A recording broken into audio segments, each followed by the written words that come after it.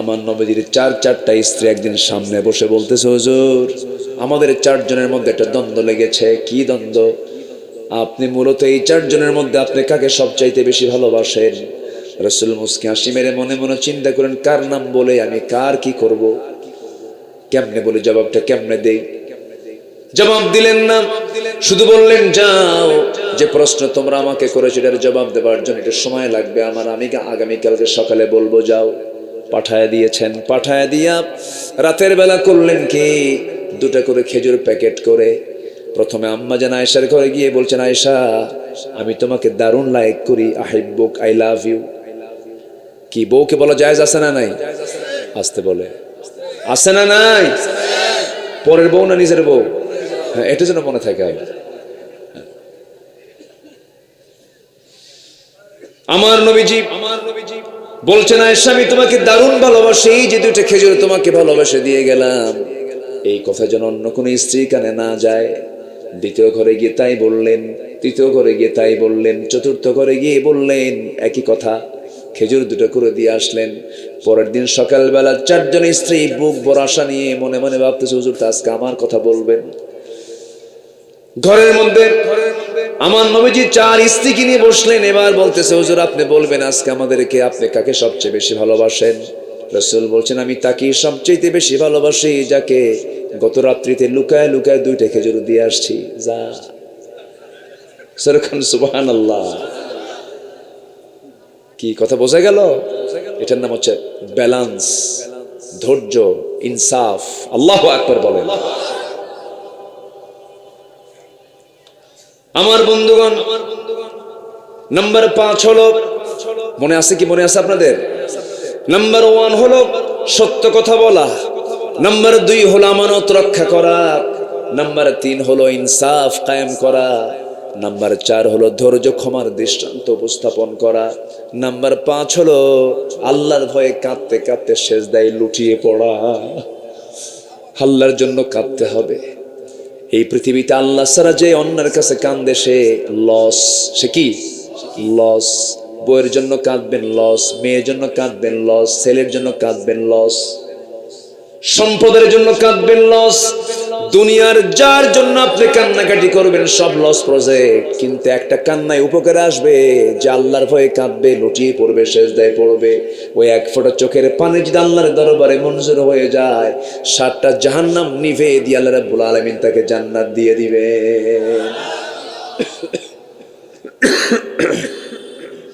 আল্লাহ রাব্বুল আলামিন বলেন, ওয়াল্লাযীনা ইয়াবিতুনা লিরাব্বিহিম সুজদান ওয়া কিয়ামা ওয়াল্লাযীনা ইয়াকুলুনা রাব্বানা সরিফ আন্না আযাবা জাহান্নাম ইন্না আযাবাহা কানা গরামান ইন্নাহা সাআত মুস্তাকাররান ওয়া মুকামা।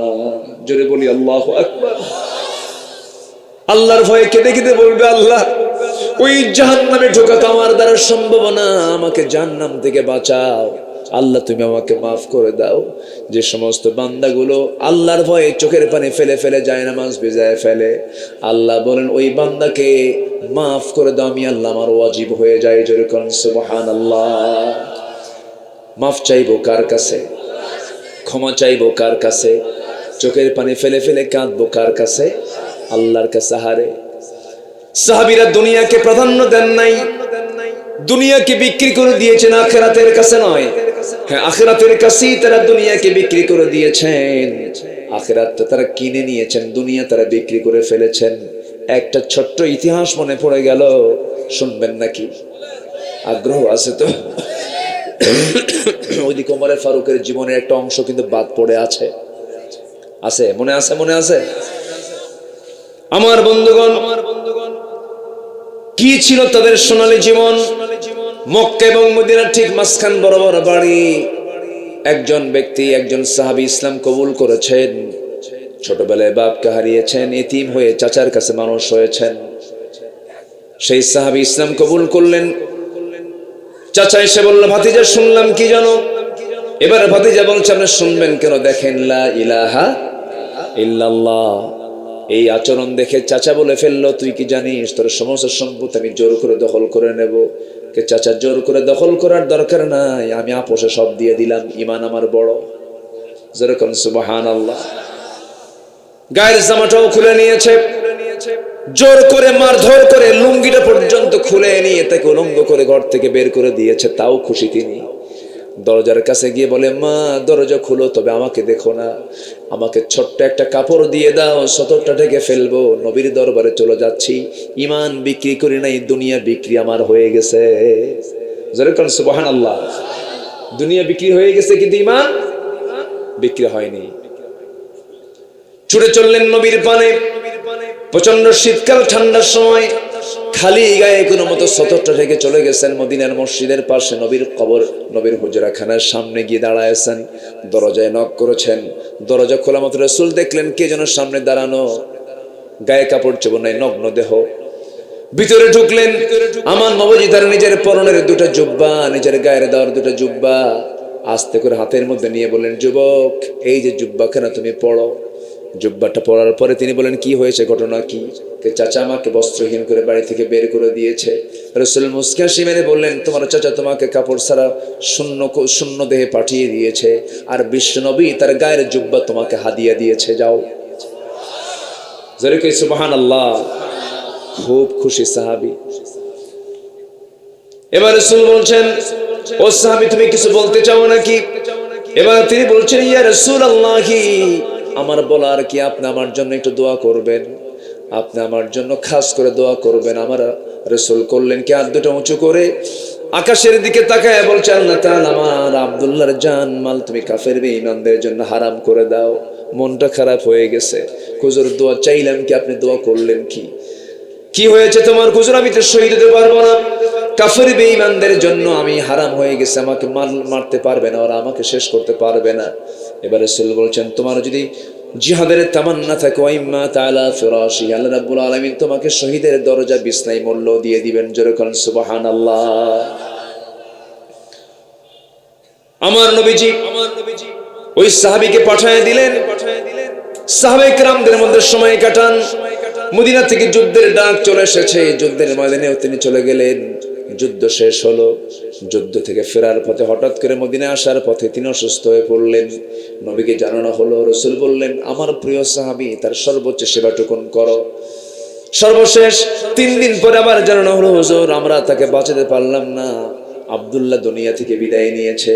রাসূল বলেন, গোসল করাও, কাফনের কাপড় পড়াও, আমার আব্দুল্লাহর জানাজা কেউ পড়াবে না, আমার আব্দুল্লাহর জানাজা আমি রাসূল নিজে তার দায়িত্ব গ্রহণ করলাম। রাসূল জানাজা পড়ায় দিলেন। জানাজা শেষ করার পরে রাসূল বলছেন, সাহাবীরা রে, আমার আব্দুল্লাহর কবরটা কোথায় খনন করেছো? ওই যে 2 পাহাড়ের ঠিক মাঝখানে। রাসূল বলছেন, সাহাবীরা, আমার আব্দুল্লাহর লাশটা কেউ কবরে রাখতে পারবে না, আমার আব্দুল্লাহর কবরটাতে আব্দুল্লাহর লাশ আমি রাসূল নিজের হাতে শোয়ায় দেব, নিজের হাতে রাখবো, আমাকে নিয়ে চলো। রাসূল নিজে চলে গেলেন। যাওয়ার পরে কবরের সামনে দাঁড়ালেন, কবরের মাটিতে নামলেন। মাটিতে নেমে বলছে, আবু বকর আমার ডানে আসো, ওমর আমার বামে আসো। কবরের মধ্যে নেমেছেন কয়জন? 3 জন নেমেছেন, পৃথিবীর 3 জন সেরা মানুষ নেমেছেন। মাঝখানে রাসূল হাত দুটো আগায় দিয়ে বলছে, সাহাবীরা, আমার আব্দুল্লাহর লাশটা আমার হাতে দাও রে। এই আমার আব্দুল্লাহ দুনিয়া বেঁচে ঈমানটা রক্ষা করেছে। এই আব্দুল্লাহ দুনিয়ার সব মায়া ছেড়ে দিয়া আমার মায়া ধরেছে, আল্লাহর মায়া ধরেছে, আব্দুল্লাহকে আমার হাতে তুলে দাও। আব্দুল্লাহর লাশটা হাতের মধ্যে নিলেন, বললেন, আবু বকর মাথা ধরো, ওমর পা ধরো। কবরে শোয়া দিলেন। শোয়া দিয়া বুকের উপর হাত রেখে বলছে, আরশের মালিক আল্লাহ, আমার আব্দুল্লাহর উপরে এই সময় পর্যন্ত আমি সন্তুষ্ট আছি, তুমি আব্দুল্লাহকে মাফ করে দাও। পাশে থেকে একজন সাহাবী সাদ বিন আবি ওয়াক্কাস রাদিয়াল্লাহু তাআলা চিৎকার মেরে বলছে, আরে আমার পোড়া কপাল রে, আজকে জীবিত সাদ বিন আবি ওয়াক্কাস না হয়ে যদি মৃত সাদ বিন আবি ওয়াক্কাস হয়ে যদি ওই কবরের বাসিন্দা হতে পারতাম, জীবনটা ধন্য হতো। দুনিয়ার সবচেয়ে সেরা 3 জন মানুষ যার কবরে নামে, জোরে বলেন সুবহানাল্লাহ। আল্লাহু আকবার বলেন। জীবনটাকে রঙিন করব ঈমান দিয়ে, জোরে বলি ইনশাআল্লাহ, জোরে বলি ইনশাআল্লাহ। কাঁদবো কার ভয়ে? কাঁদবো কার ভয়ে? আমার আল্লাহ তাআলা কোন পরিকল্পনাকে পরিপূর্ণ করার জন্য কোনো টাইম লাগে না, কোনো সময় লাগে না। শুধু তিনি কি করেন? যারা পারেন ঠোঁট মিলিয়ে বলুন, ইন্নামা আমরুহু ইযা আরাদা শাইআন আন ইয়াকুলা লাহু কুন ফায়াকুন। জোরে বলুন আল্লাহু আকবার। আল্লাহ রাব্বুল আলামিন যখন কোনো কাজের সিদ্ধান্ত নিয়ে ফেলেন, সেই সময় শুধু তিনি একটা শব্দ বলেন, কুন। মাইক্রো সেকেন্ডও লাগে না, সঙ্গে সঙ্গে তা হয়ে যায়, সঙ্গে সঙ্গে তা হয়ে যায়। চিন্তা করা যায়, নবনির্বাচিত একটা সরকার 300 আসন সহ, নির্বাচিত না নির্ধারিত আল্লাহ জানে, তো কল্পনাই করা যায় না। কি একটা সময় চলে আসলো। 5 অগাস্টের দুপুর পর বিকেল বেলা সময় পেলেন মাত্র 45 মিনিট। 45 মিনিটে আপনার ব্যাগ গোছাতে হবে, মামু বাড়ি দিল্লি গিয়ে পড়তে হবে। কি ঠিক কিনা? কি সিদ্ধান্ত! সিদ্ধান্ত কার? আসতে বলবেন না কার? ছিল তারা 16 বছর। কত বছর? আর ফেরাউন বেঁচে ছিল 1600 বছর। সংখ্যার কি মিল দেখছেন? হ্যাঁ, বিশাল মিল। কিন্তু ওটা হচ্ছে পুরুষ ফেরাউন, মেল ফেরাউন আর ফিমেল ফেরাউন। সে চেয়েছিল, ফেরাউন চেয়েছিল হত্যার মধ্য দিয়ে ক্ষমতাকে পাকাপোক্ত করব। এরাও চেয়েছিল তাই। আয়না ঘর তো আর এমনি বানায় নাই। যাই হোক, অনেকের গায়ে কথাগুলো লাগতে পারে, হয়তো লেগে যেতে পারে, কিন্তু আমার যে তালিকা করছে আমি না বলে কি করি বলে? এই কালামানিক, ওই বিচারপতি, 116 জন আলেমের নাম সে তালিকার মধ্যে উঠাইছে। কে এদের কোনো ওয়াজ চলবে না? এরা রাজাকার। বলেন তো, আমার কি রাজাকার মনে হয়? 116 জন তালিকার মধ্যে আমার নামটাও ছিল। তালিকা করলো ওরা, কিন্তু সেই তালিকার জায়গায় থেকে গেল। কালামানিক কই গেল? কালামানিক পালাতে চেয়েও পালাতে পারেনি। এমন একটা সময় আসবে ইঁদুরের গর্তও খুঁজে পাবে না। কি ঠিক আছে না? কলার পাতা বিছানা, শীত হয়ে পড়ে থাকলো। সিলেটবাসীকে ধন্যবাদ, বিসি শুদ্ধ আউট করে ফেলছে। ভালো।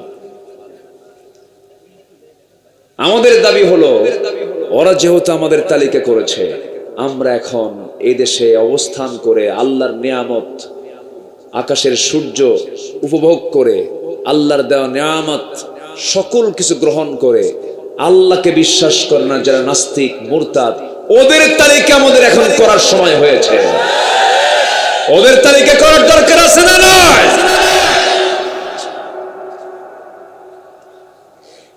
ইসলাম 3 অপরাধীকে ক্ষমা করেনি। একটা হচ্ছে কতলুন নফস, যারা হত্যাকারী, যারা খুনি, তাদের কোনো ক্ষমা, আসতে কয়, তাদের কোনো ক্ষমা। নাম্বার 2 আস-সাইয়্যিবুজ জানি, যারা জেনাকার, বুড়া জেনাকার। কি জেনাকার বলেন? মানে ছোট বয়সী না, বুড়া বয়সেও জেনা করা বাদ দেয় না, এরকম আকাম্মা, বদমাইশ, কিছু বদমাইশ নেতৃত্ব, চরিত্রহীন নেতৃত্ব আমার দেশে ছিল কি ছিল না বলেন? জাহাঙ্গীরনগর ইউনিভার্সিটিকে কত বড় একটা কলঙ্ক লেপন করে দিয়েছে আরেক মানিক। তৎকালীন সে ছিল ছাত্রলীগের নেতা। সে 100টা মেয়ের জীবন নষ্ট করে, 100 মেয়ের সঙ্গে সে অবৈধ সম্পর্ক করে জেনা করে ধর্ষণ করে সেই ধর্ষণের সে সেঞ্চুরি উদযাপন করেছে মিষ্টি বিতরণের মধ্য দিয়ে ক্যাম্পাসে। তার শাস্তি কি হয়েছে? বিগত 16 বছর কেউ কিছু করেনি, কেউ কিছু বলেও নি, বরঞ্চ কি শাস্তি দিয়েছে জানেন? এই দুষ্ট ছেলে এগুলো করতে নেই, এটাই হলো তার ফয়সালা। এখন সব এগুলো মাথায় নেওয়া দরকার। আসতে বলবেন না, ঠিক কিনা? মাথায় নেওয়ার প্রয়োজন আছে না নাই? আচ্ছা, আমরা কলঙ্ককে দূর করতে চাই। একটু বসেন।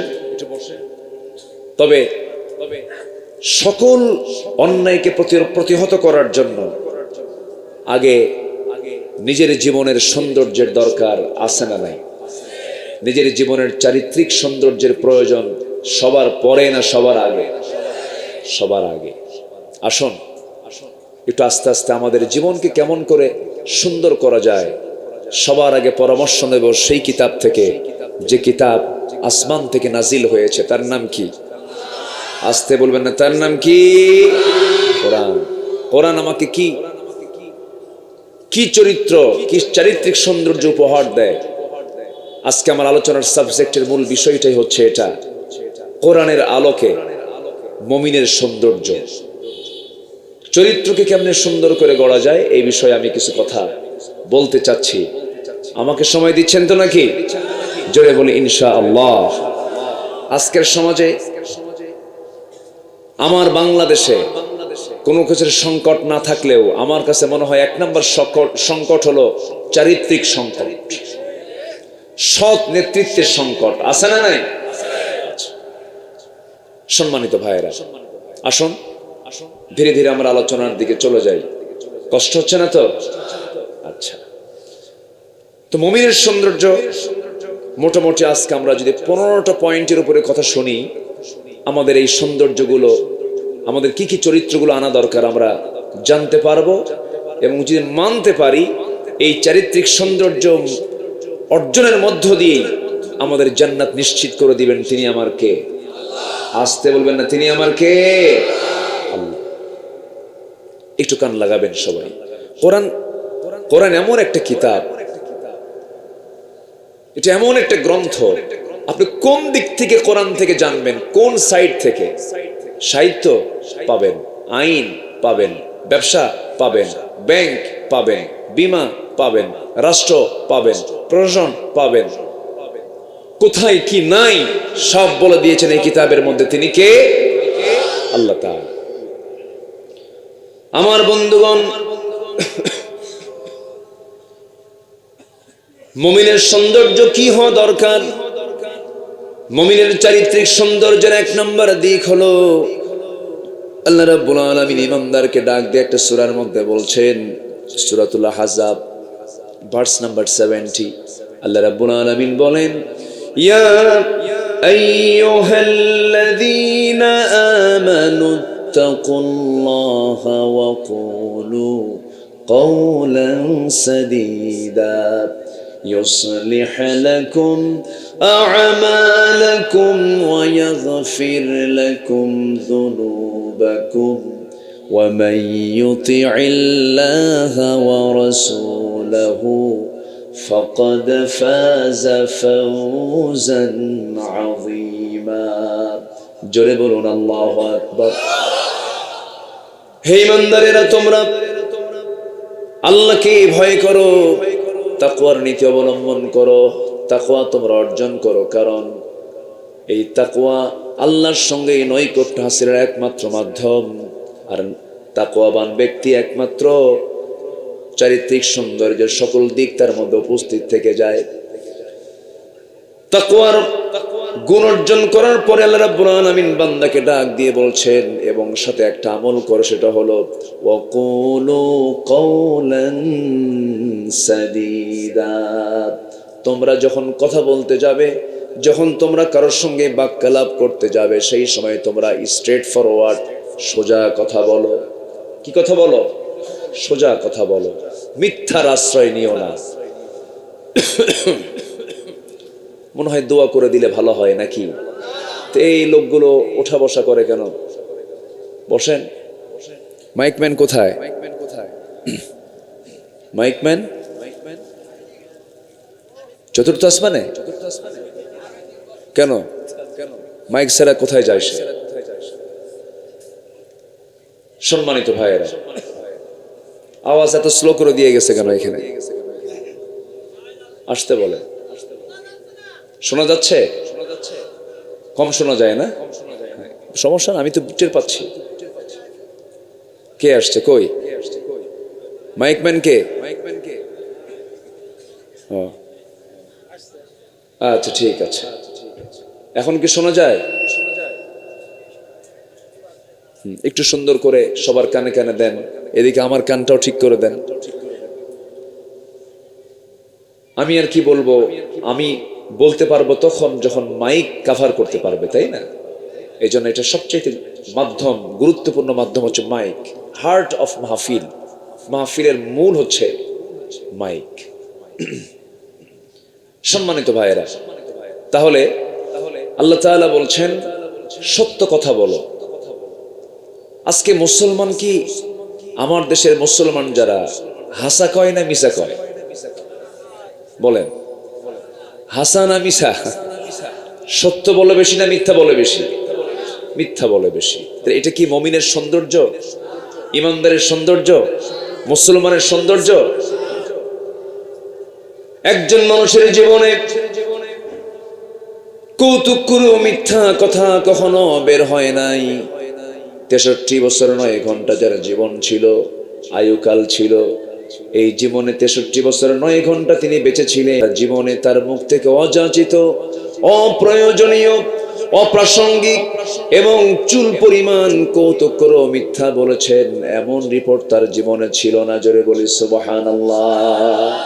তিনি কেউ নন, তিনি হচ্ছেন লাকাদ কানা লাকুম ফি রাসূলিল্লাহি উসওয়াতুন হাসানাহ লিমান কানা ইয়ারজুল্লাহা ওয়াল ইয়াওমাল আখির ওয়া যাকারাল্লাহা কাসীরা।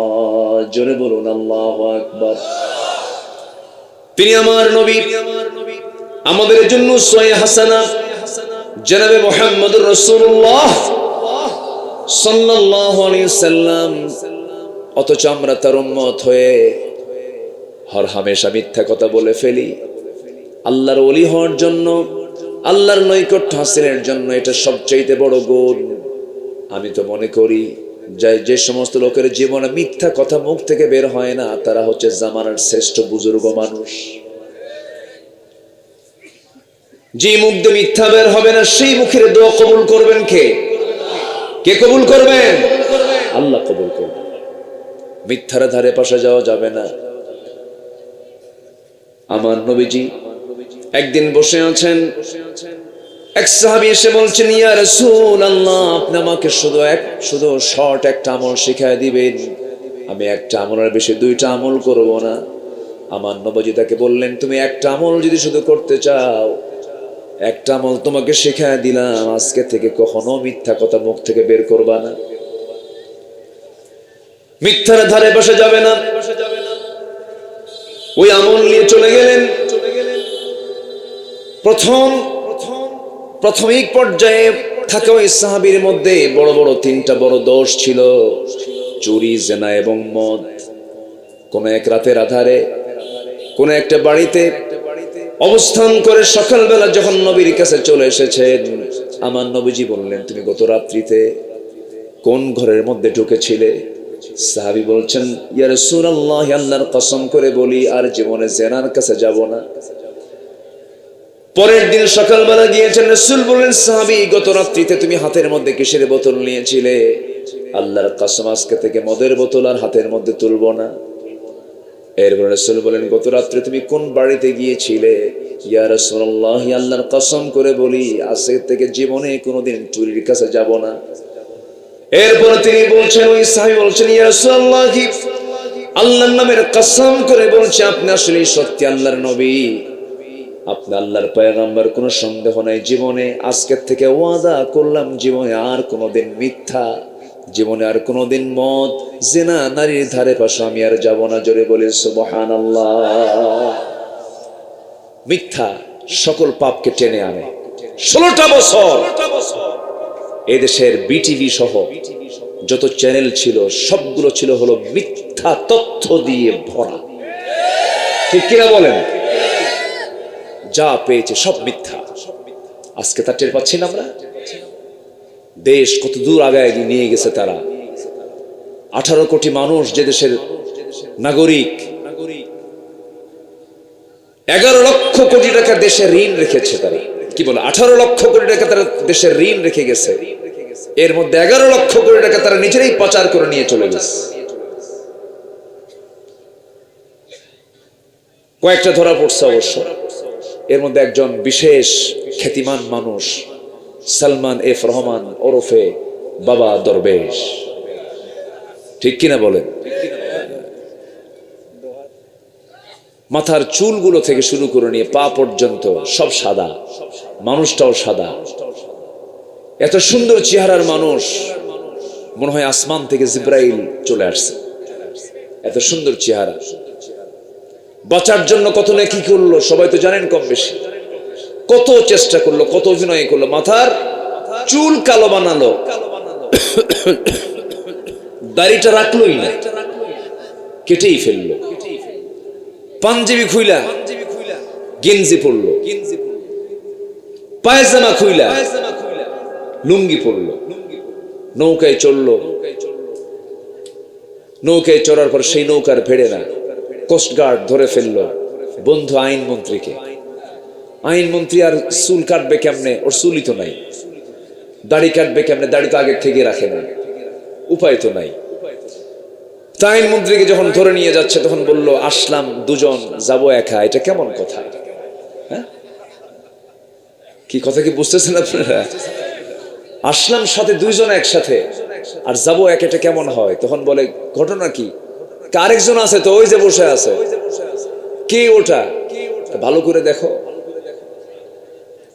চিনবা, ভালো করে দেখো। কেন? চিনতেছি না তো, মাথার চুল কালো, মুখের দাড়ি নাই, লোকটা কে? চেনা যায় না তো। ভালো করে দেখো, ওটাই দরবেশ। ধরে নিয়ে আসা হলো। এখান থেকে একটা শিক্ষা আছে, জালিম জালিমকেও ছাড় দেয় না, কিন্তু ইমানদার ইমানদারের জীবন রক্ষার জন্য জীবন পর্যন্ত দিতে প্রস্তুত নিয়ে নেয়। ঠিক কিনা? চিন্তা করেন, গোটা দেশের সমস্ত নেতৃবৃন্দ থুইয়া হেলিকপ্টারে চড়ে মারছে, দূর পালাইছে। ইমানদারের চরিত্র এগুলো নয়। আমার নবীজি বদরের প্রান্তরে, উহুদের প্রান্তরে সকল সাহাবে কেরামকে নিয়ে যখন চলে গেছেন, তিনি সবার পেছনে না তিনি সবার আগে? সবার পেছনে না সবার আগে? সবার আগে। এটাই ইমানদারের চরিত্র হওয়া উচিত ছিল। আমার বন্ধুগণ, মিথ্যার কাছে যাওয়া যাবে না। মিথ্যা ধরলাম তো আমি হেরে গেলাম। সত্যের সঙ্গে সর্বক্ষণ থাকতে হবে। মিথ্যার আশ্রয় নেওয়া যাবে না, মিথ্যা অত অপকৌশল করা যাবে না। মিথ্যার ফলাফল হলো জাহান্নাম, সত্যের ফলাফল হলো জান্নাত। আল্লাহ রাব্বুল আলামিন আরেক জায়গায় বলছেন, ওয়াকুলু লিন্নাসি হুসনা। যখন তোমরা মানুষের সঙ্গে কথা বলবে, মিষ্টি করে সুন্দর করে কথা বলো, মিথ্যামূলক কোনো কথা বলতে যেও না। এক নম্বর বিষয় আমরা জানলাম, মোটামুটি 15টা চারিত্রিক সৌন্দর্য যদি কোনো বান্দার মধ্যে চলে আসে, কোরআন যেগুলো শিক্ষা নিতে বলেছে, এই গুণ যদি বান্দার মধ্যে নিয়ে আসে, আল্লাহ রাব্বুল আলামিন বলছেন ওই বান্দার জান্নাতে যেতে কোনো কষ্ট হবে না। আল্লাহু আকবার বলেন। নাম্বার 2 হলো আমানত রক্ষা করা। আমানত কি করা? আমানত রক্ষা করা। আমানত রক্ষা মানে হচ্ছে, কই যাচ্ছে? বসেন। কিসের যাওয়া? আপনাকে দেখে আবার একজন চলে যাবে। আপনার ভক্ত আছে না? বসেন। এটা এখানে, ওটা নিচে রাখেন, একটু কষ্ট হচ্ছে তো, রাখেন। জি আলহামদুলিল্লাহ, খুব সুন্দর কণ্ঠ তো, অনেক সুন্দর আলোচনা করেছেন আজকে। আল্লাহ তুমি আলোচনার মধ্যে বরকত দিয়ে দাও। জোরে বলি আল্লাহুম্মা আমিন। আরো জোরে আল্লাহুম্মা আমিন। আমানত রক্ষা করতে হবে। ক্ষমতা একটা আমানত। ক্ষমতা একটা কি? আমানত। চেয়ার একটা কি? আমানত না? চেয়ার একটা আমানত। সাইয়েদনা ওমর ফারুক রাদিয়াল্লাহু তাআলা আনহু অর্ধ দুনিয়ার শাসক, তিনি অর্ধ দুনিয়া, 40টা রাষ্ট্র তিনি চালান। ছোটখাটো না, 40 রাষ্ট্রের তিনি রাষ্ট্রপ্রধান। যখন ক্ষমতার মসনদে তিনি বসলেন, সেদিন থেকে মৃত্যুর দিন পর্যন্ত একটা রাত তিনি ঘুমাতে পারেননি। একটাই টেনশন, এই আমানত আমার রক্ষা হবে তো? মাঝে মাঝে তিনি আফসোস করে বলতেন, ফোরাত নদীর তীরে যদি একটা কুকুর অনাহারে মারা যায়, আর ইরাকের রাস্তা খারাপের কারণে যদি সেই খারাপ গর্তের মধ্যে যদি একটা উট চলতে নিয়ে উটের পা পড়ে, উটের পা ভেঙে যায়, কিয়ামতের দিন আমি ওমর, আমাকে উট কেন পা ভেঙে ফেললো, কুকুর কেন মারা গেল, তার জন্য আমি ওমর, আমাকে জবাবদিহির কাঠগড়ায় দাঁড়াতে হবে আল্লাহর সামনে। কি অনুভূতি তাদের মধ্যে কাজ করেছে, কি চিন্তা তাদের মধ্যে কাজ করেছে। প্রথম খলিফা হচ্ছেন আবু বকর সিদ্দিক রাদিয়াল্লাহু তাআলা আনহু। যেদিন তিনি খেলাফতের দায়িত্ব গ্রহণ করলেন, খেলাফতের দায়িত্ব পেলেন, তার আগের থেকে তার একটা দায়িত্ব ছিল, প্রতিবেশীর হক আদায় করার একটা অংশ ছিল, সেটা হলো তার ঘরের সঙ্গে একটা ঘর ছিল, সেই ঘরের বাসিন্দা একজন ছিলেন, স্বামী নাই, ছেলে নাই, মেয়ে নাই, সন্তানাদি কেউ নাই, শুধুমাত্র একজন বুড়ি মহিলা ছিলেন, তার খেদমত করার মতো কেউ ছিল না। সাইয়েদনা আবু বকর সিদ্দিক রাদিয়াল্লাহু তাআলা আনহু প্রত্যেক দিন শেষ রাতের দিকে তার রান্না বান্না, কাপড় চোপড় ধোয়া, গোসল করানো সবকিছু সম্পন্ন করে তিনি চলে আসতেন। খেলাফতের দায়িত্ব পেলেন, তাও করলেন। সাইয়েদনা ওমর ফারুক একদিন দেখে ফেলে বলছেন, সব কাজ আপনি একাই করবেন, আমাদের কিছু কাজের তো সুযোগ দেওয়া দরকার। সাইয়েদনা আবু বকর বলছেন, ওমর, আমার ভাই ওমর, কিয়ামতের দিন আমার আমলনামা তো তোমার পিঠে যাবে না, আমাকে আমার কাজ করতে হবে। সাইয়েদনা আবু বকর রাদিয়াল্লাহু তাআলা আনহু ইন্তেকাল হয়ে গেল। ইন্তেকাল হওয়ার পরের দিন ওমর ফারুক রাদিয়াল্লাহু আনহু মনে মনে চিন্তা করতেছেন, ভাই আবু বকর তো নাই, বুড়ি মহিলার জন্য কি হয়ে গেল। সেই বুড়ি মহিলার খেদমত করার জন্য তিনিও চলে গেছেন শেষ রাত্রিতে। খেদমত করলেন, কাপড় চোপড় ধুয়ে দিলেন, খাবার দাবার সম্পূর্ণ করে সব কিছু রেডি করে তিনি দিয়ে বের হয়ে চলে আসলেন। ওই বৃদ্ধা মহিলা জানে না প্রথম খলিফার ইন্তেকাল হয়েছে কিনা, বয়স্ক মানুষ, খবর তার কানে যায় নাই। তার সামনে যে খাবারগুলো পরিবেশন করা হয়েছে, এর মধ্যে খেজুর কিছু ছিল, সেই খেজুরগুলো যখন খেতে নিয়েছেন বুড়ি মহিলা, খেজুরের কামড় দেওয়া মাত্রই দেখেন খেজুরের মধ্যে বিচি। অনুমান করলেন, বুঝতে পেরেছে আমার আসল খাদেমার দুনিয়াতে নাই। মানে আবু বকর সিদ্দিক রাদিয়াল্লাহু আনহু যখন ওই বুড়ি মহিলার সামনে যখন খেজুরগুলো দিয়ে দিতেন, খেজুরের বিচিগুলো ফেলে দিয়া খেজুরগুলো শুধু বিচি মুক্ত রেখে তার সামনে রেখে দিতেন, যেন বুড়ি মহিলার খেতে কোনো কষ্ট না হয়। সুবহানাল্লাহ বলবেন না? জোরে বলি সুবহানাল্লাহ। আমার বন্ধুগণ, সেই যুগের মানুষগুলো আবার কেমন ছিল? গভীর রজনী, নিঝুম রাত, ওমর ফারুক রাদিয়াল্লাহু তাআলা আনহু রাতের বেলা তিনি একাকী চলছেন, নির্জন রাত্রিতে ছোট্ট একটা লাঠি নিয়ে একা একা চলতেছেন। তাদের জন্য কোনো প্রোটোকল লাগতো না, কোনো মানুষের প্রয়োজন হতো না, তিনি সম্পূর্ণ একাকী চলতেন, কারণ তার দিলের মধ্যে ভয় ছিল একমাত্র কার ভয়? আসতে বলবেন না, কার ভয়? বিগত 16 বছর দেখেছি আতিপাতি নেতার পিছনে 50টা মোটর সাইকেল। কটা মোটর সাইকেল? 50-100টা মোটর সাইকেল থাকেই। আতিপাতি নেতা, ওগুলো গেল কই? পিটাইয়া সোজা করা দরকার, ঠিক কিনা? অনেক লাফালাফি করেছে, মঞ্চে এসে ডিস্টার্ব করেছে, মঞ্চে এসে ডিস্টার্ব করেছে, আমাদেরকে কথা বলতে দেয়নি। মঞ্চ ওঠার আগে আমাদেরকে ওয়াজ শোনায় দিতে, হুজুর আকাশের ওয়াজ করবেন আর কবরের ওয়াজ করবেন, দুনিয়াটা আমরা দেখে নেব। এগুলো করে করে বহু জুলুম অত্যাচার করেছে। পোস্টারের নাম নাই, মাহফিল বন্ধ হয়ে যাবে, কত কি তারা করেছে। সম্মানিত ভাইয়েরা, সম্মানিত বন্ধুগণ, সকল জুলুমের বিচার করার দায়িত্ব একমাত্র কার?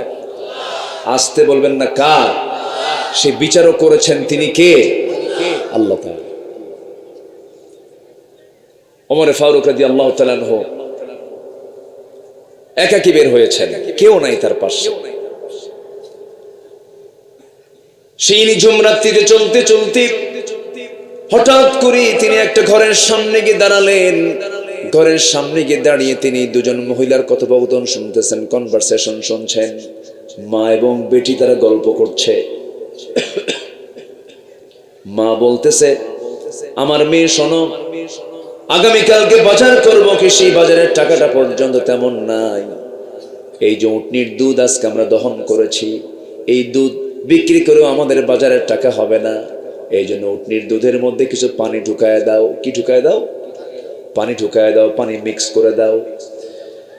দুধের পরিমাণ বেড়ে যাবে, টাকার পরিমাণটা আমাদের বেড়ে যাবে।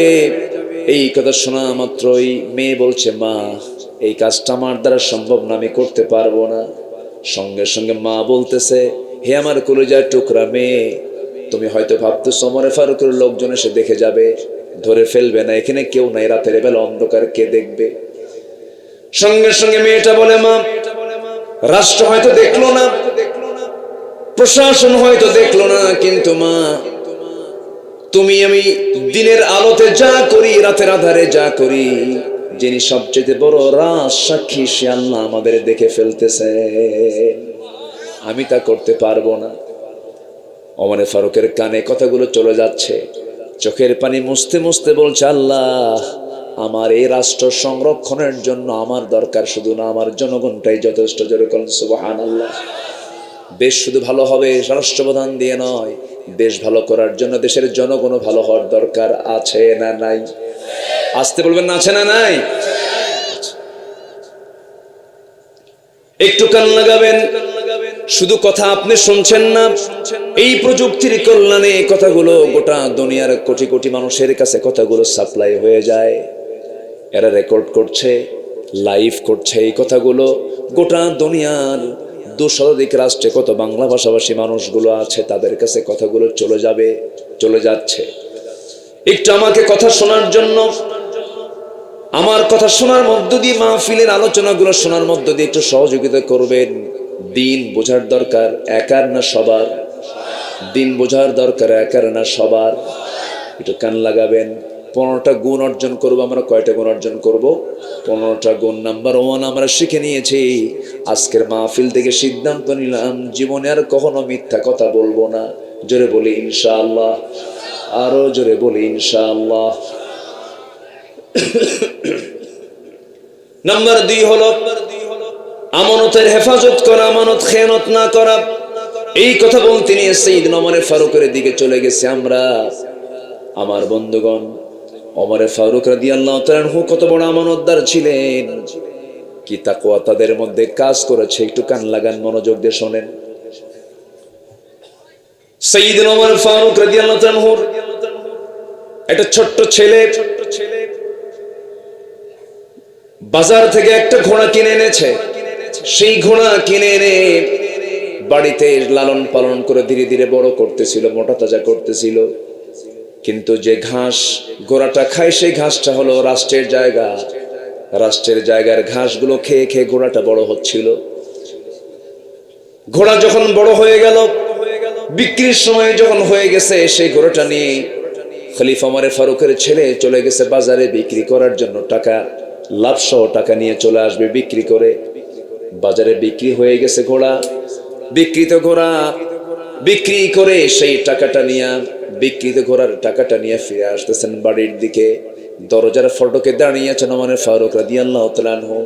ছেলে আসার সঙ্গে সঙ্গেই বলছেন, হে আমার সন্তান, আমার কলিজার টুকরা সন্তান, ঘোড়াটা কি করেছো? বিক্রি করেছি। কিনছিলা কত দিয়া আর বিক্রি করলা কত দিয়া? এত টাকা দিয়ে কিনেছি, এত টাকা দিয়ে বিক্রি করেছি। এই কথা শোনার সঙ্গে সঙ্গে ওমর ফারুক বললেন, লাভ হয়েছে কত টাকা? এত টাকা লাভ হয়েছে।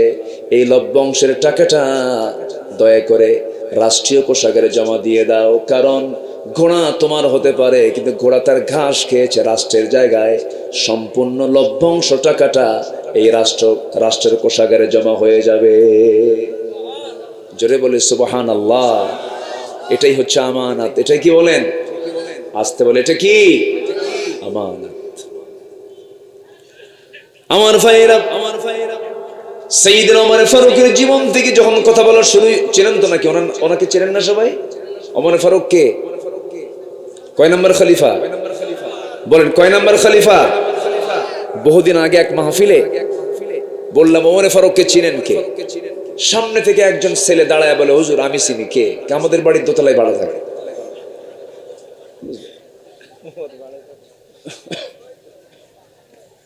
বসেন, কষ্ট দিচ্ছি মনে হয় আপনাদের নাকি? অনেক রাত হয়ে গেছে, 12টা বাজতেছে। যদি বলেন শেষ করে দেবো। এই তো জি, সারা রাত এ তো দেখতেছি। আরে জি বলি আলহামদুলিল্লাহ, খুব ভালো মানুষ আপনারা। জি সম্মানিত ভাইয়েরা, সম্মানিত বন্ধুগণ, তাই তো আজকে মুক্ত মনে, মুক্ত চিন্তায় কথা বলার সুযোগ আমরা পেয়েছি। আমাদের কণ্ঠরোধ করা হয়েছে, আমাদেরকে জেলখানায় ঢুকিয়ে দেওয়া হয়েছে। আল্লামা সাইদির মতো ব্যক্তিকে, কত বড় সম্পদ তিনি! শুধু বাংলাদেশের সম্পদ তিনি নয়, গোটা বিশ্ব মুসলিম উম্মার তিনি সম্পদ। সেই লোকটাকে তিলে তিলে পুড়ে পুড়ে জেলখানায় রেখে সর্বশেষ তাকে পয়জনিং করে, বিষ প্রয়োগ করে হত্যা করলো। তাফসীর মাহফিলের এই প্ল্যাটফর্ম থেকে সুস্পষ্ট ভাষায় জানিয়ে দিতে চাই, যেই মেডিকেল টিম কর্তৃক যে সমস্ত কুচক্রান্তকারী কর্তৃক মেডিকেল টিম গঠন করে তাকে পয়জনিং করে হত্যা করা হয়েছে, অবিলম্বে তাদেরকে গ্রেফতার করে চূড়ান্তমূলক শাস্তি নিশ্চিত করা হোক। রাজি আছেন কারা কারা? হাত উঁচু করে দেখান মুসলমান।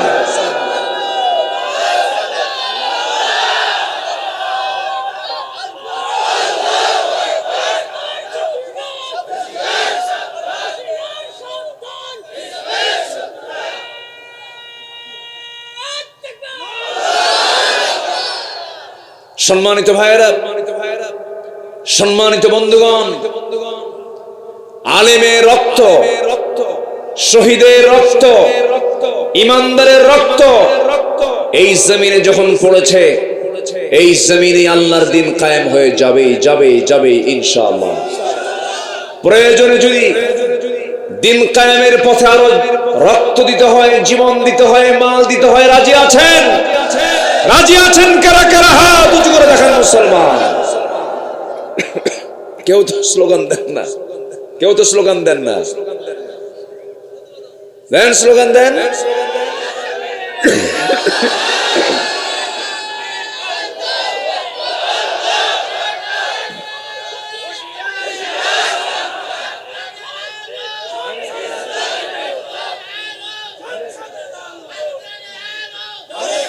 আলেম ওলামা যেখানে, আল্লাহ কবুল করুন, জোরে বলি আমিন।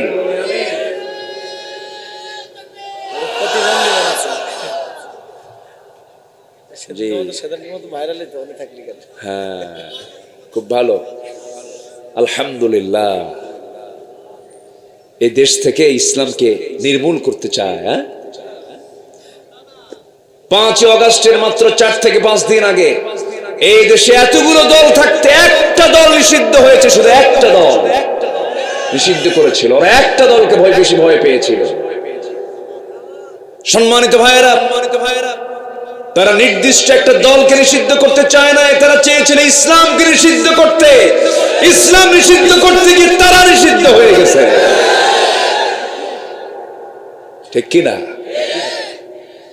আরো ইসলামী দল আমার দেশে আছে না নাই? সেগুলো কি নিষিদ্ধ হয়েছে? হ্যাঁ, বুঝতে হবে, কিন্তু অঙ্ক কষতে হবে। অঙ্ক কষে বুঝতে হবে যে কোনটা তেলবাজ, কারা তেল মারে, কারা সুবিধাবাদী। বিগত 16 বছর বিগত সরকারের যারা তোষামোদী করেছে, তেল মেরেছে, তারাই সবচাইতে বড় মুনাফিক। মুনাফিক মুনাফিক তারা এখনো আছে না নাই? আসতে বলবেন না, আছে না নাই? সোরের মুখে বড় গলা আছে কি না? আছে। বহু চাপা মারে ওরা, কিন্তু খেয়াল রাখতে হবে সুযোগ সন্ধানী কখনো ইমানদারের বন্ধু হতে পারে না। সাইয়েদনা ওমর ফারুক রাদিয়াল্লাহু তাআলা আনহু কি শাসক ছিলেন, ঘুম হতো না তার। এশার নামাজ তিনি পড়তেন না পড়াতেন?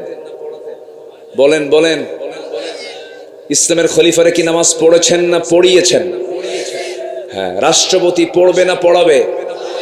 বলেন, পড়বে না পড়াবে? মোষ থাকবে না দাড়ি থাকবে? চপ্পু চপ্পু।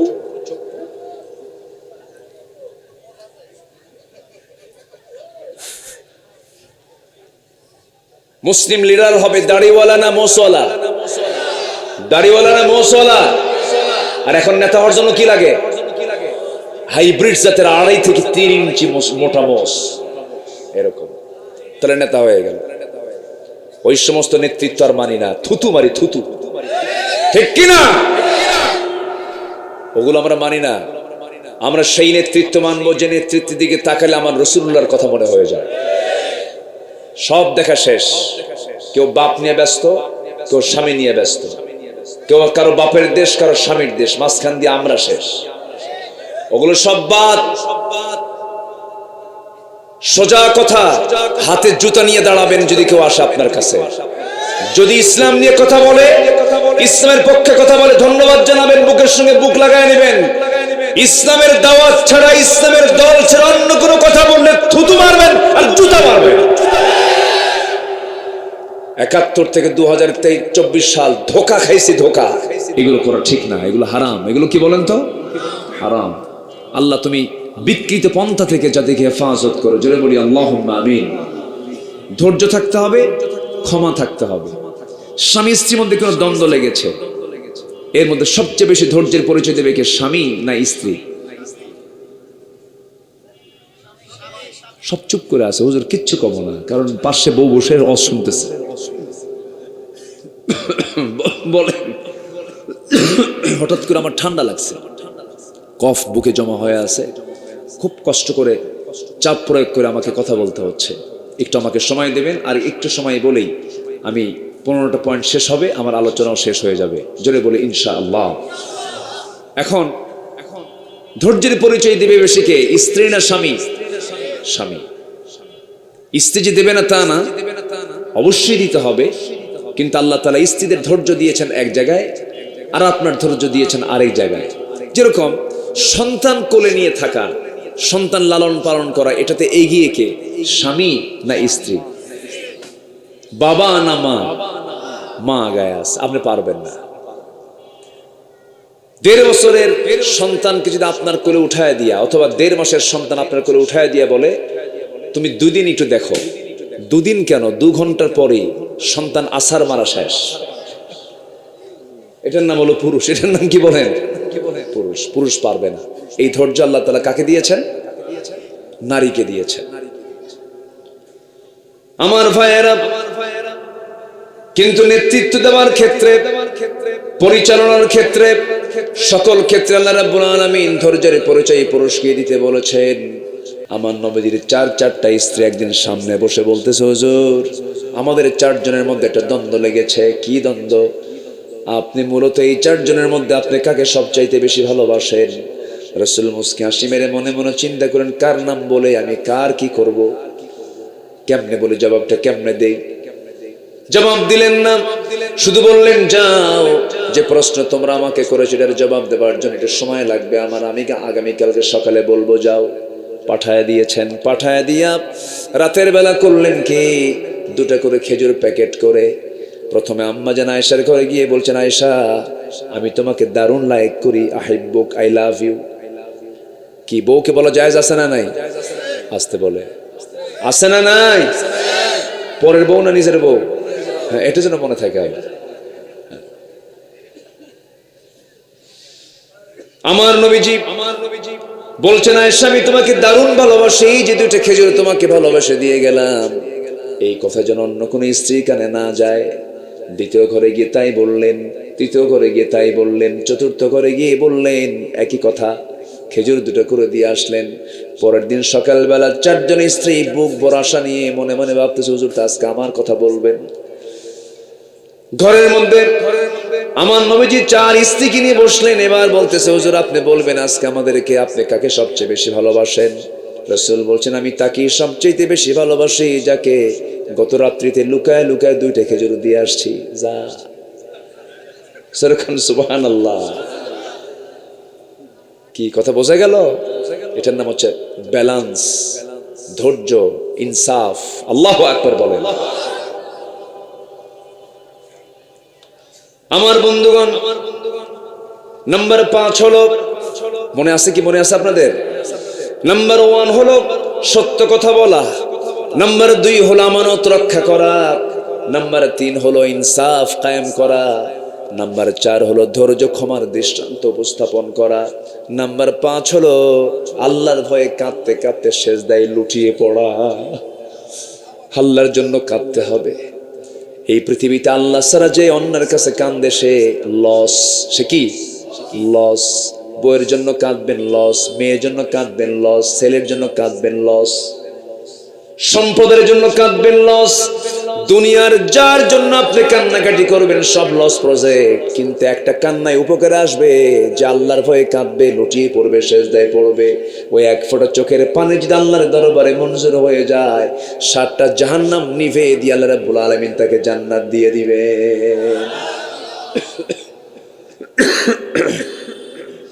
আল্লাহ রাব্বুল আলামিন বলেন, ওয়াল্লাযীনা ইয়াবীতুনা লিরাব্বিহিম সুজদান ওয়া কিয়ামা ওয়াল্লাযীনা ইয়াকুলুনা রাব্বানা সরিফ আন্না আযাবা জাহান্নাম ইন্না আযাবাহা কানা গরামান ইন্নাহা সাআত মুস্তাকাররান ওয়া মুকামা। জোরে বলি আল্লাহু আকবার। আল্লাহর ভয়ে কেঁদে কেঁদে বলবে, আল্লাহ ওই জাহান্নামে ঢোকা তো আমার দ্বারা সম্ভব না, আমাকে জাহান্নাম থেকে বাঁচাও। আল্লাহ তুমি আমাকে মাফ করে দাও। যে সমস্ত বান্দাগুলো আল্লাহর ভয়ে চোখের পানি ফেলে ফেলে যায়, নামাজ ভিজায় ফেলে, আল্লাহ বলেন ওই বান্দাকে মাফ করে দাও, আমি আল্লাহ আমার ওয়াজিব হয়ে যায়। জোরে করুন সুবহানাল্লাহ। মাফ চাইবো কার কাছে? ক্ষমা চাইবো কার কাছে? চোখের পানি ফেলে ফেলে কাঁদবো কার কাছে? আল্লাহর কাছে। হারে সাহাবীরা দুনিয়াকে প্রাধান্য দেন নাই, দুনিয়াকে বিক্রি করে দিয়েছেন, আখিরাতের কাছে নয়। হ্যাঁ, আখিরাতের কাছেই তারা দুনিয়াকে বিক্রি করে দিয়েছেন। আখিরাতটা তারা কিনে নিয়েছেন, দুনিয়া তারা বিক্রি করে ফেলেছেন। একটা ছোট্ট ইতিহাস মনে পড়ে গেল, শুনবেন নাকি? আগ্রহ আছে তো? ওইদিকে ওমর ফারুকের জীবনের একটা অংশ কিন্তু বাদ পড়ে আছে। আছে? মনে আছে? মনে আছে? আমার বন্ধুগণ, কি ছিল তাদের সোনালী জীবন? মক্কা এবং মদিনার ঠিক মাঝখান বরাবর বাড়ি। একজন ব্যক্তি, একজন সাহাবী ইসলাম কবুল করেছেন। ছোটবেলায় বাপকে হারিয়েছেন, এতিম হয়ে চাচার কাছে মানুষ হয়েছেন। সেই সাহাবী ইসলাম কবুল করলেন। চাচা এসে বলল, ভাতিজা শুনলাম কি জানো? এবার ভাতিজা বলছে, আপনি শুনবেন কেন? দেখেন, লা ইলাহা ইল্লাল্লাহ। এই আচরণ দেখে চাচা বলে ফেললো, তুই কি জানিস তোর সমস্ত সম্পদ আমি জোর করে দখল করে নেব? কে চাচা, জোর করে দখল করার দরকার নাই, আমি আপোষে সব দিয়ে দিলাম, ইমান আমার বড়। যেরকম সুবহানাল্লাহ। গায়ের জামাটাও খুলে নিয়েছে, জোর করে মারধর করে লুঙ্গিটা পর্যন্ত খুলে নিয়ে তাকে উলঙ্গ করে ঘর থেকে বের করে দিয়েছে, তাও খুশি তিনি। দরজার কাছে গিয়ে বলে, মা দরজা খুলো, তবে আমাকে দেখো না, আমাকে ছোট্ট একটা কাপড় দিয়ে দাও, সতরটা ঢেকে ফেলবো, নবীর দরবারে চলে যাচ্ছি। ইমান বিক্রি করি নাই, দুনিয়া বিক্রি আমার হয়ে গেছে। যেরকম সুবহানাল্লাহ। দুনিয়া বিক্রি হয়ে গেছে কিন্তু ইমান বিক্রি হয়নি। ছুটে চললেন নবীর পানে। প্রচন্ড শীতকাল, ঠান্ডার সময় খালি গায়ে কোনো মতো সতরটা ঢেকে চলে গেছেন মদিনার মসজিদের পাশে নবীর কবর, নবীর হুজরাখানার সামনে গিয়ে দাঁড়ায়ছেন। দরজায় নক করেছেন, দরজা খোলা মাত্র রাসূল দেখলেন কে যেন সামনে দাঁড়ানো, গায়ে কাপড় চোপড় নাই, নগ্ন দেহ। ভিতরে ঢুকলেন। আমার নবীজি তার নিজের পরনের 2টা জুব্বা, নিজের গায়ের দেওয়ার 2টা জুব্বা আস্তে করে হাতের মধ্যে নিয়ে বললেন, যুবক এই যে জুব্বাখানা তুমি পড়ো। জুব্বাটা পরার পরে তিনি বলেন, কি হয়েছে, ঘটনা কি? চাচা আমাকে বস্ত্রহীন করে বাড়ি থেকে বের করে দিয়েছে। রাসূল মুস্কি হাসি মেরে বললেন, তোমার চাচা তোমাকে কাপড় ছাড়া শূন্য দেহে পাঠিয়ে দিয়েছে, আর বিশ্বনবী তার গায়ের জুব্বা তোমাকে হাদিয়া দিয়েছে, যাও। জোরে কই সুবহানাল্লাহ। খুব খুশি সাহাবী। এবার রাসূল বলছেন, ও সাহাবী তুমি কিছু বলতে চাও নাকি?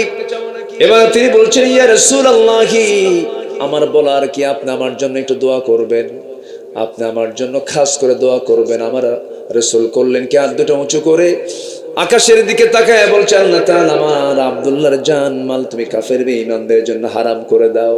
মনটা খারাপ হয়ে গেছে। হুজুর দোয়া চাইলাম কি, আপনি দোয়া করলেন কি? কি হয়েছে তোমার হুজুর? আমি তো শহীদ হতে পারবো না, কাফের বেঈমানদের জন্য আমি হারাম হয়ে গেছে, আমাকে মারতে পারবে না, ওরা আমাকে শেষ করতে পারবে না।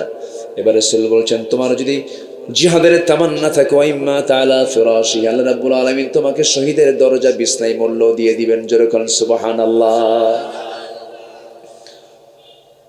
আমার নবীজি ওই সাহাবীকে পাঠিয়ে দিলেন, সাহাবায়ে কেরামদের মধ্যে সময় কাটান। মদিনা থেকে যুদ্ধের ডাক চলে এসেছে, যুদ্ধের ময়দানেও তিনি চলে গেলেন। যুদ্ধ শেষ হলো, যুদ্ধ থেকে ফেরার পথে হঠাৎ করে মদিনায় আসার পথে তিনি অসুস্থ হয়ে পড়লেন। নবীকে জানানো হলো, রাসূল বললেন, আমার প্রিয় সাহাবী, তার সর্বোচ্চ সেবাটুকুন করো। সর্বশেষ 3 দিন পরে আবার জানানো হলো, হুজুর আমরা তাকে বাঁচাতে পারলাম না, আব্দুল্লাহ দুনিয়া থেকে বিদায় নিয়েছে। রাসূল বলেন, গোসল করাও, কাফনের কাপড় পড়াও, আমার আব্দুল্লাহর জানাজা কেউ পড়াবে না, আমার আব্দুল্লাহর জানাজা আমি রাসূল নিজে তার দায়িত্ব গ্রহণ করলাম। রাসূল জানাজা পড়ায় দিলেন। জানাজা শেষ করার পর রাসূল বলছেন, সাহাবীরা রে, আমার আব্দুল্লাহর কবরটা কোথায় খনন করেছো? ওই যে 2 পাহাড়ের ঠিক মাঝখানে। রাসূল বলছেন, সাহাবীরা, আমার আব্দুল্লাহর লাশটা কেউ কবরে রাখতে পারবে না, আমার আব্দুল্লাহর কবরটাতে আব্দুল্লাহর লাশ আমি রাসূল নিজের হাতে শোয়ায় দেব, নিজের হাতে রাখবো, আমাকে নিয়ে চলো। রাসূল নিজে চলে গেলেন। যাওয়ার পরে কবরের সামনে দাঁড়ালেন, কবরের মাটিতে নামলেন। মাটিতে নেমে বলছে, আবু বকর আমার ডানে আসো, ওমর আমার বামে আসো। কবরের মধ্যে নেমেছেন কয়জন? 3 জন নেমেছেন, পৃথিবীর 3 জন সেরা মানুষ নেমেছেন। মাঝখানে রাসূল হাত দুটো আগায় দিয়ে বলছে, সাহাবীরা, আমার আব্দুল্লাহর লাশটা আমার হাতে দাও রে। এই আমার আব্দুল্লাহ দুনিয়া বেঁচে ঈমানটা রক্ষা করেছে। এই আব্দুল্লাহ দুনিয়ার সব মায়া ছেড়ে দিয়া আমার মায়া ধরেছে, আল্লাহর মায়া ধরেছে, আব্দুল্লাহকে আমার হাতে তুলে দাও। আব্দুল্লাহর লাশটা হাতের মধ্যে নিলেন, বললেন, আবু বকর মাথা ধরো, ওমর পা ধরো। কবরে শোয়া দিলেন। শোয়া দিয়া বুকের উপর হাত রেখে বলছে, আরশের মালিক আল্লাহ, আমার আব্দুল্লাহর উপরে এই সময় পর্যন্ত আমি সন্তুষ্ট আছি, তুমি আব্দুল্লাহকে মাফ করে দাও। পাশে থেকে একজন সাহাবী সাদ বিন আবি ওয়াক্কাস রাদিয়াল্লাহু তাআলা চিৎকার মেরে বলছে, আরে আমার পোড়া কপাল রে, আজকে জীবিত সাদ বিন আবি ওয়াক্কাস না হয়ে যদি মৃত সাদ বিন আবি ওয়াক্কাস হয়ে যদি ওই কবরের বাসিন্দা হতে পারতাম, জীবনটা ধন্য হতো। দুনিয়ার সবচেয়ে সেরা 3 জন মানুষ যার কবরে নামে, জোরে বলেন সুবহানাল্লাহ। আল্লাহু আকবার বলেন। জীবনটাকে রঙিন করব ঈমান দিয়ে, জোরে বলি ইনশাআল্লাহ, জোরে বলি ইনশাআল্লাহ। কাঁদবো কার ভয়ে? কাঁদবো কার ভয়ে? আল্লাহ রাব্বুল আলামিন বলেন, وَيَخِرُّونَ لِلْأَذْقَانِ يَبْكُونَ وَيَزِيدُهُمْ خُشُوعًا। জোরে বলুন আল্লাহু আকবার। নাম্বার 6 হলো মুমিনরা একে অপরের প্রতি বিনয়ের বাহু প্রসারিত করবে।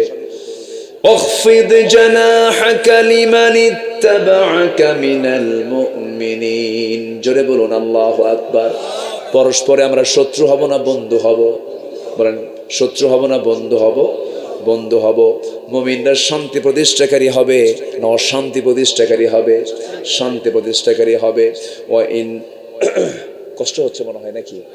হ্যাঁ, আমি যে আয়াত বলতেছি বিরক্ত হচ্ছেন না তো? হ্যাঁ, জি আলহামদুলিল্লাহ। বিগত 16 বছর আয়াত বিহীন কিছু বক্তা বের হয়েছিল, ঠিক কিনা বলেন? মঞ্চ উঠে নাচানাচি করতো, আর ভেস্কি কেটে কেটে আলেমদের বিরুদ্ধে কথা বলতো। আল্লামা সৈয়দ কামালউদ্দিন জাফরির মতো ব্যক্তিকে নিয়ে বাজে কথা বলেছে। ওই যে ব্রাহ্মণবাড়ি আখাউড়ার কি জানি নাম ওর, ওই যে আছে না, খালি ডিজে গান টান গাইতো, ওই যে কি, হ্যাঁ, বদমাইশ এগুলো।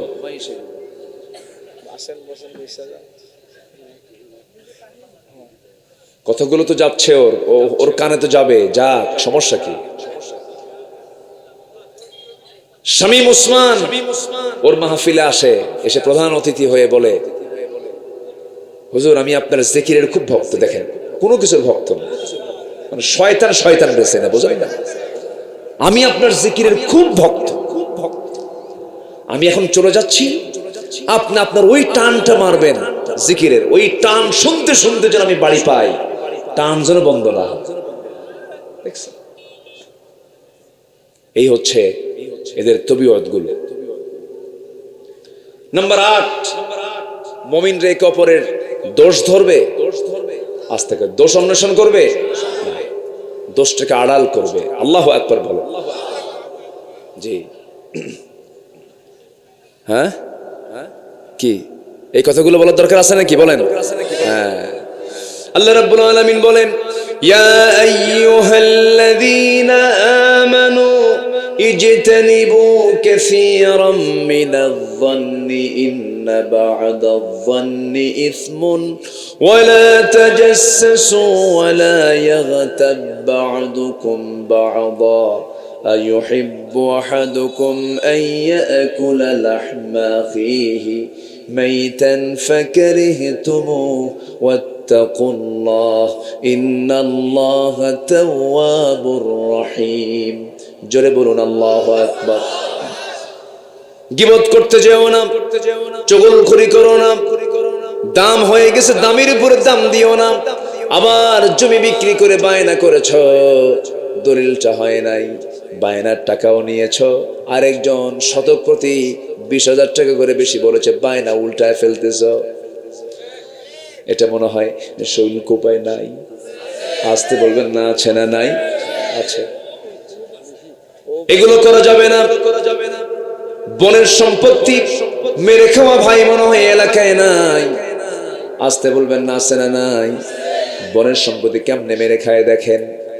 বনের সম্পত্তি ভাইয়ের সমান পাবে না, তবে অর্ধেক পেয়ে যাবে। কিন্তু রাস্তার ধারের জমির দাম একসময় ছিল কম, বিলের সিলের জমির দাম ছিল বেশি, ধানের জমির দাম ছিল বেশি, কিন্তু এখন রাস্তার ধারে দাম বেশি না ধানি জমির দাম বেশি? রাস্তার ধারে ভাইরা করে কি, সব জমিগুলো রাস্তার ধারে সবগুলো দলিল করে নিয়ে বন্ধের অংশ ফেলায় দেয় বিলের ভিতরে, যেন কোনোদিন বিক্রিও না হয়, কেউ কিনতে না যায়, শেষমের জন্য বাধ্য হয় ভাইয়ের কাছে দিতে। তুমি কৌশল করতেছো, কেউ না বুঝলেও বোঝার পিছনে একজন আছেন, তিনি আমার কে। বন্ধুর সঙ্গে কথা পর্যন্ত বলো না, কথা বললেই তো জমি দিতে হবে, বের করে দিতে হবে। মাঝে মাঝে আবার দাওয়াত দেয়, দাওয়াত দিয়ে নিয়ে এসে বাড়িতে বসায়,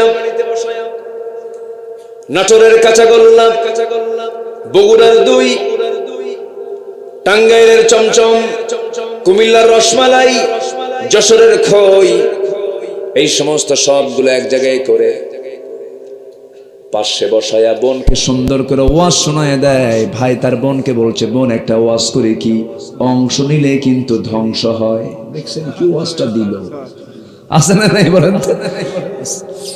এই সমস্ত আচরণ যারা করবে, এগুলো ইমানদারের আচরণ নয়, এগুলো বাদ দিতে হবে, স্ট্রেট ফরওয়ার্ড হয়ে যেতে হবে। ইমানদার কখনো কাউকে ঠকাতে পারে না, আমানতের খেয়ানত করতে পারে না। আমার বন্ধুগণ, পরস্পর দোষারোপ করবে না, দোষ অন্বেষণ করবে না। নাম্বার 9 হলো অসহায় অভাবী যারা, তাদের পাশে দাঁড়াবে, অসহায় যারা তাদের পাশে দাঁড়াবে। ওয়ায়ুতঈমুনা আত-তুআমা আলা হুব্বিহি মিসকিনান ওয়া ইয়াতীমান ওয়া আসীরা। জোরে বলুন আল্লাহু আকবার। নাম্বার 10 হলো সৎকর্মী এবং তাকওয়া যারা, তাকওয়ায় তারা পরস্পরকে সাহায্য করবে। সৎকর্ম এবং তাকওয়ার কাজে পরস্পরকে সাহায্য করতে হবে। আল্লাহ রাব্বুল আলামিন বলছেন, ওয়া তাআওয়ানু আলাল বিররি ওয়াত তাকওয়া ওয়া লা তাআওয়ানু আলাল ইসমি ওয়াল উদওয়ান। জোরে বলুন আল্লাহু আকবার। এরপর আল্লাহ রাব্বুল আলামিন নাম্বার 11 বলেছেন, আত্মীয়ের হক যারা আদায় করবে, এগুলো সবচেয়ে বড় গুণগত দিক। নিজের বোনের খবর রাখে না, ভাইয়ের খবর রাখে না, ধর্ম ভাই বানায়, ধর্ম মা বানায়, ধর্ম বোন বানায়, আছে না নাই বলেন? আচ্ছা, এগুলো হালাল না হারাম? বলেন হালাল না হারাম? হারাম। নাম্বার 12 হলো মানুষের সাথে সুন্দর কথা বলবে, ওয়াকুলু লিন-নাসি হুসনা। নাম্বার 13 হলো জমিনে নম্রভাবে চলবে, বিনয়ী হয়ে চলবে। ক্ষমতার মসনদ পেয়ে ভাববে না আমি বিশাল বড় কিছু হয়ে গেছে। খেলে থানায় ফোন মারতো, কিসে ফোন মারতো বলেন? খেলে থানায় ফোন মারতো, কি ফোন কি দেব, পুলিশ কি পাঠাবো, এগুলো কি করছে কি করে নাই বলেন? আল্লাহ রাব্বুল আলামিন বলছেন না ঈমানদাররা এগুলো করবে না। ওয়া ইবাদুর রাহমানিল্লাযীনা ইয়ামশুনা আলাল আরদি হাওনা ওয়া ইযা খাতাবাহুমুল জাহিলুনা ক্বালু সালামা। নাম্বার 14 এবং 15, যারা দুঃসময়ে আল্লাহর পথে ব্যয় করবে। নাম্বার 15, যারা রাগকে নিয়ন্ত্রণ করবে। আল্লাহ রাব্বুল আলামিন এই সমস্ত মুহসিন বান্দাদেরকে দারুণ ভালোবাসেন। আর ভালোবাসেন যাকে জাহান্নাম দিবেন না জান্নাত দিবেন? বলেন বলেন, জাহান্নাম না জান্নাত? আল্লাহ রাব্বুল আলামিন বলেন, আল্লাযীনা ইউনফিকুনা ফিস সাররাই ওয়াদ-দাররাই ওয়াল কাযিমিনাল গায়য ওয়াল আফিনা আনিন নাস ওয়াল্লাহু ইউহিব্বুল মুহসিনিন। জোরে বলুন আল্লাহু আকবার। যারা গোপনে দান করে, প্রকাশ্যে দান করে, সচ্ছলতায় দান করে, অসচ্ছলতায় দান করে, থাকলেও দান করে, না থাকলেও যা আছে তা থেকে দিয়ে দেয়, দান করে, মানুষকে মাফ করে দেয়, আল্লাহ সেই সমস্ত মুহসিন বান্দাদেরকে ভালোবাসেন এবং তাদেরকে জান্নাতের ঘোষণা দিয়ে দিয়েছেন। জোরে কোন সুবহানাল্লাহ। মোট কয়টা হলো বলেন? আসতে বলবেন না, কয়টা বলেন? হয়তো অনেকের মনে থাকবে না, রেকর্ড আছে, রেকর্ড হয়ে যাচ্ছে, সবাই আপনারা এটা মাথায় নিয়ে রাখবেন। আমার বন্ধুগণ, এই পরামর্শগুলো আমার নয়, আমি আব্দুল্লাহ, আমার নয়। আমার এই পরামর্শগুলো কার পরামর্শ? আসতে বলবেন না, কার পরামর্শ? আল্লাহর পরামর্শ। আমার নবীজি করলেন কি? ওই সাহাবী আব্দুল্লাহর বিদায়টা দিয়ে আসলেন। আমার বন্ধুগণ, ওই আব্দুল্লাহর মতো জীবন সাজাতে হবে, ওমরের মতো জীবন সাজাতে হবে, সাহাবে কেরামদের মতো জীবন সাজাতে হবে। যদি আমরা সাজাতে পারি, আমার বন্ধুগণ, ওই সমস্ত সাহাবীরা দুনিয়াতে বসেই জান্নাতের সংবাদ পেয়েছেন, এমনি এমনি পান নাই। তাদের মূল লক্ষ্য ছিল দুনিয়া না আখিরাত। দুনিয়া না আখিরাত। আখিরাতের জন্য নামাজ পড়ার দরকার আছে না নাই বলেন? নামাজ হবে কয় ওয়াক্ত? 5 ওয়াক্ত নামাজ পড়তে রাজি আছেন? কার একটা হাত তুলে দেখান দেখি।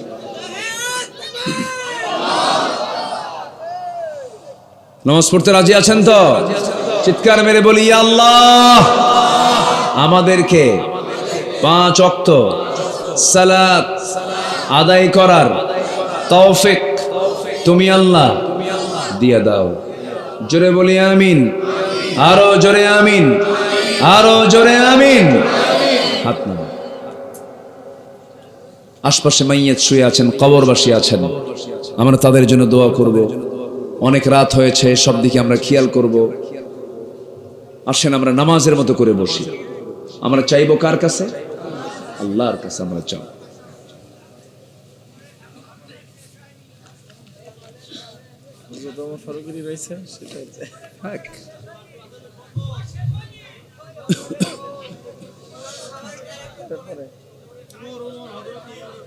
ও, কিছু কথা রয়ে গেছে না? হ্যাঁ, এত সুন্দর ভাষা আপনাদের, আলহামদুলিল্লাহ। খুব মিষ্টি ভাষা আপনাদের, খুব ভালো লাগে ভাষাগুলো, অনেক সুন্দর, শিরিন, অর্থাৎ সুইট ল্যাঙ্গুয়েজ আপনাদের। বলি আলহামদুলিল্লাহ, খুব ভালো, আলহামদুলিল্লাহ। আল্লাহ আপনাদের ভাষার মধ্যে বরকত দিয়েছেন, আল্লাহ আপনাদের কথার মধ্যে বরকত দিয়ে দেন। কথার মধ্যে বরকত হচ্ছে সত্য কথা যেন আসে মুখ থেকে। আল্লাহ কবুল করুন। জোরে বলি আল্লাহুম্মা আমিন। সম্মানিত ভাইয়েরা, ওমরে ফারুক রাদিয়াল্লাহু আনহু, এটা তো বলা হয়েছেই, প্রায় হয়েই গেছে। সাইয়েদনা ওমরে ফারুক রাদিয়াল্লাহু তাআলা আনহু, বলবো কি শর্ট করে বলবো না লম্বা করে বলবো? লম্বা করে বলবো, হ্যাঁ শর্ট করে বলবো। শেষে বিচার হয়ে গেল, এই তো শেষ। হয় না তো। সাইয়েদনা ওমর ফারুক রাদিয়াল্লাহু তাআলা আনহু উনি বললেন, ঠিক আছে বিচার তুমি করো, সমস্যা নাই, কিন্তু একটা কথা বলি, কি নিজের পরিচয় কিন্তু দেননি উনি। উনি কে একবার উনি বলেননি। ওনার তো কোনো দোষ নাই এখানে, কোনো গিল্টি তার মধ্যে নাই। কারণ দেশের যিনি চিফ, আসামিকে ধরার জন্য কি অনুমতি দরকার হয়? তার কোনো দোষ নাই, কিন্তু উনি বুঝেন নাই, ওই মহিলা বুঝতে পারে নাই। ওমর ফারুক রাদিয়াল্লাহু তাআলা আনহু তিনি বললেন, ঠিক আছে আমি দোষ করেছি ভালো কথা, কিন্তু তুমি কেন গুনগুন করে গান গাও, এটার মতলব কি? মহিলা বলতেছে, আমার স্বামীকে পাওয়ার জন্য আমি গান গাচ্ছিলাম। আচ্ছা ঠিক আছে, তা আমাকে মাফ করবা না? কেন মাফ করবো না? আচ্ছা তোমার সেই কাঙ্ক্ষিত স্বামীকে যদি আগামীকাল সূর্য উদয়ের আগেই যদি তোমার সামনে হাজির করি, তুমি কি আমার বিরুদ্ধে মামলা দিবা? মুস্কি একখান হাসি মারছে। শাসক তো উনি বোঝেন তো ওর রোগ কোথায়, ওর ব্যথাটা কোন জায়গায়, কোন জায়গায় মেডিসিন দিলে কাজ হবে। কালকে সকাল কেন, সন্ধ্যার মধ্যেও যদি আমার স্বামীকে আমার সামনে হাজির করে দিতে পারেন, আপনি বেকসুর খালাস, যান। আল্লাহু আকবার বলেন। নিজের বাড়িতে চলে আসলেন, এসে বউকে বলেন, বউ, স্ত্রী, একজন স্ত্রী তার স্বামীকে ছাড়া কতদিন পর্যন্ত ধৈর্য ধরে থাকতে পারে? আপনি বোঝেন না? আপনি তো বোঝেন কথাগুলো। এবার স্ত্রী বলছে, একটা আয়াত আছে, আল মুতাল্লাকাতু ইয়াতারাব্বাসনা বিআনফুসিহিন্না সালাসাতা কুরু। তালাকপ্রাপ্ত নারী অপেক্ষা করবে অন্য পুরুষকে স্বামী হিসেবে গ্রহণ করার জন্য কয় মাস পর্যন্ত? 3 মাস। 3 কুরু পর্যন্ত এই 3টা ইদ্যত তাকে পূরণ করতে হবে। এখান থেকে বোঝানো হচ্ছে যে একটা স্ত্রী তার স্বামীকে ছাড়া 3 মাস পর্যন্ত ধৈর্যের পরিচয় দিতে পারে। এক্ষেত্রে স্বামীর অবশ্যই এই বিষয়টা লক্ষ্য করা উচিত। তখন তিনি করলেন কি, সেনাবাহিনী প্রধানকে ডাক দিয়ে বললেন, আজকের থেকে সকল সৈনিকদের 3 মাস পর সাধারণ ছুটি, ফ্যামিলিকে সময় দেওয়ার জন্য। আচ্ছা, সাথে ওই সীমান্ত প্রহরায় নিয়োগপ্রাপ্ত ওই যে রাতের গভীরে যে মহিলাকে উনি দেখতে গেছিলেন, তার হাজবেন্ডকে অবিলম্বে খুব দ্রুত গতিতে তাকে ছুটি মঞ্জুর করা হোক, কারণ মামলা হওয়ার সম্ভাবনা আছে। কি কথা বলছেন?